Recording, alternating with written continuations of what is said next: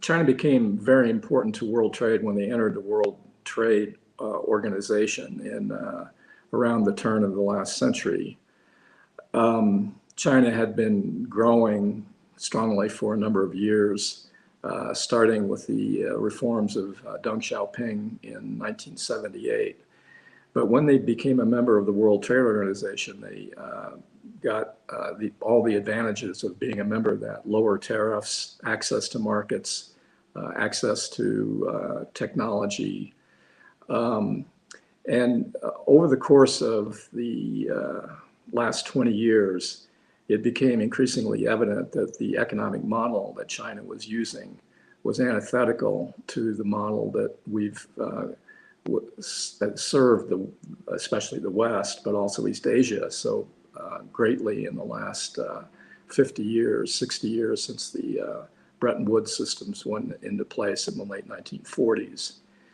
China's model is to overinvest, create great capacity in the production, especially starting with manufactured goods. They started low: clothing, steel, aluminum, other metals, gradually moved up the chain of sophistication, and now are competitive in high-tech areas and even dominant in the production of high-tech equipment, electronics, telecommunications. They're trying in commercial aviation, but they haven't succeeded yet in becoming competitive.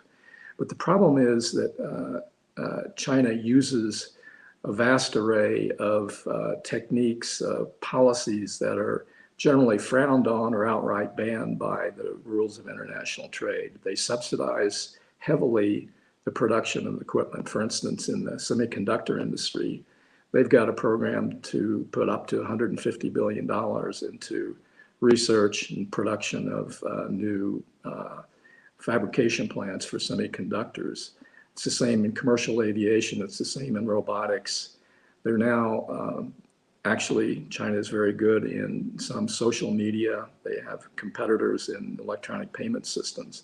All of these are developed with subsidies and frequently with theft of intellectual property from other advanced economies. We saw this as early as the 1980s in the automobile industry, but now we're seeing it more and more: forced technology transfer, actual theft of intellectual property, having Chinese students come to work in the United States, bring the technology back with them.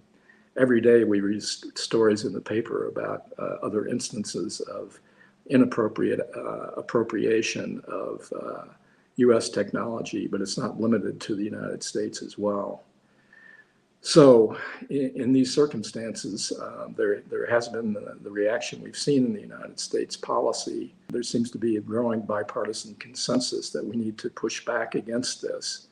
And again, going back to where we started, the pandemic just reinforced the growing awareness of how much we were dependent on China and others that are somewhat unreliable partners. For instance, for raw materials like uranium, we only produce now 5% of the raw uranium ore that we use in the United States every year in our nuclear power industry.